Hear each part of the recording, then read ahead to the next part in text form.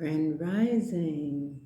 Good afternoon, good evening, good night, everything good.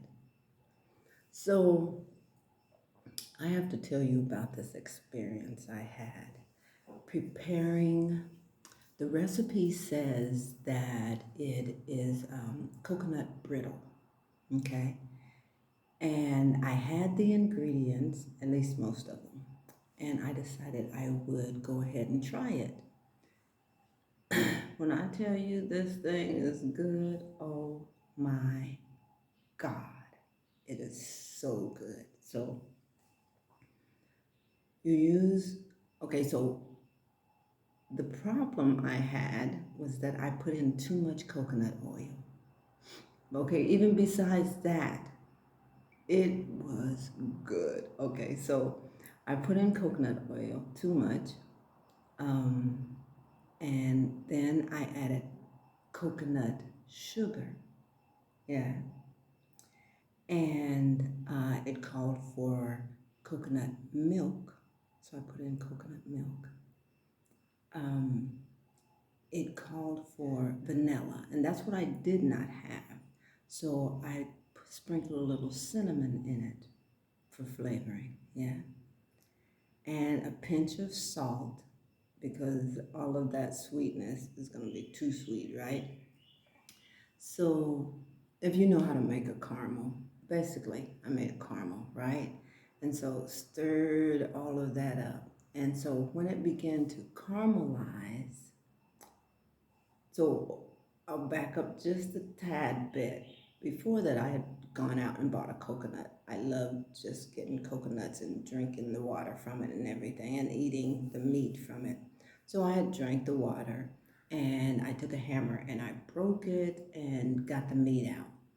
So before I started cooking and preparing my coconut brittle, I got the grater and I grated the coconut so that I'll have grated coconut to put into this.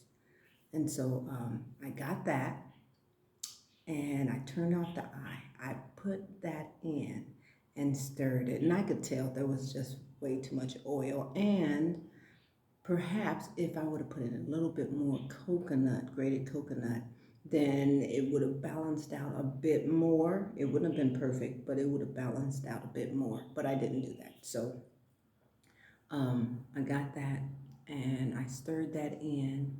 And then, so there are vendors that just walk around and they have fresh cashews where they have, taken it out of its shell. Well, and it's not so easy to do. There's a whole process that you have to go through to get those out of there. So, you put them in the fire and all this stuff. So I had fresh cashews and I threw those babies in there and oh my God, you don't know.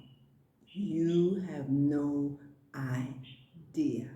Okay, so put those in there. So it's supposed to let it cool. And so I took it out of the pan and I put it in a bowl to let it cool. And it wasn't cooling fast enough. So I sat it in the fridge a little bit so it can cool more. Mind you, I had too much oil. So it could not and did not, um, you know, um, solidify like it should have. At a point, I was supposed to be able to get it, put it into little balls, and have little balls of wonderful treats. But I wasn't able to do that. So it was basically mush. So I just kind of patted it down and kind of squared it. And as I wanted it, I'd go in and pick. Oh my God. It was a struggle, but I made it last 2 days. I didn't make that much, but I made it last 2 days. Oh, okay, so what I'm going to do is I'm going to do it again as soon as I get another coconut and I will let you see the process. I'm sorry I can't let you taste it. You'll have to do that on your own. But I'm telling you, you have to believe me. It is amazing. If you like coconuts, if you don't like coconuts, yeah, I'm just talking gibberish to you. But it was amazing. And as a comedian says, oh, amazing. It was so, so good. So I've always enjoyed creating and cooking from scratch. When I was growing up, my mom, she did it all the time. She made her cakes and her cookies and all that stuff from scratch. Even, as much as we could, if dad went fishing and brought home fish, of course, the kids, we had to scale it, but my mom, everything from scratch. And so I developed a love for natural foods.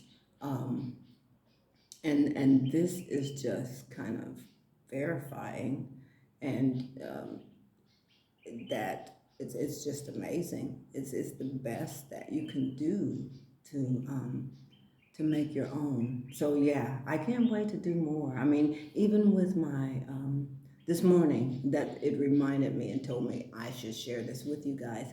I made my oat pancakes that I made from scratch, and then I had bananas to put on it, and then I used my homemade syrup that I made with papaya, and oh, okay, I'm gonna stop, but you've got to taste it. So I am using what the Gambia has. Um, well, actually, my coconut sugar came from the U.S. And so I've been reading up on it to see if I can actually make it myself. It sounds like it's a chore, but that's what I do. I try things. So thanks for tuning in. Peace and blessings to all of you, and I hope you come back to see my coconut brittle. Thank you. Ciao.